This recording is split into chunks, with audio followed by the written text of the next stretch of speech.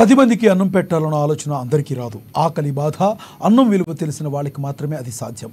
అలాంటి మంచి ఆలోచన దృక్పథం కలిగిన గొప్ప నాయకుడు కంది శ్రీనివాసరెడ్డి. దాదాపు 3 ఏళ్ల క్రితం ఆదిలాబాద్ గడ్డపై నిత్యాన్నదానానికి కార్యక్రమానికి శ్రీకారం చుట్టి దాన్ని నిర్విఘ్నంగా కొనసాగిస్తున్నారు.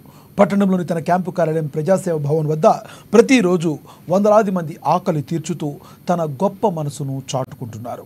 అయితే ఇటీవల లోక్సభ ఎన్నికల నేపథ్యంలో విధించిన కోడ్ కారణంగా నిత్యాన్నదానం కొద్ది రోజుల పాటు నిలిచిపోయింది. మళ్ళీ ఇటీవల కోడ్ ఎత్తేయగానే తిరిగి ప్రారంభించారు కంది శ్రీనివాసరెడ్డి. తన ఫౌండేషన్ ద్వారా ప్రతిరోజు వందలాది మందికి భోజనం పెడుతూ అందరి అభినందనలు అందుకుంటున్నారు. అక్కడ భోజనం చేసిన వాళ్ళంతా అన్నదాత సుఖీభవ అంటూ కంది శ్రీనివాసరెడ్డిని తమ నిండు మనసుతో దీవిస్తున్నారు. ఆయన నిండు నూరేళ్లు చల్లగా ఉండాలంటూ తమ ఆశీర్వచనాలు అందిస్తున్నారు.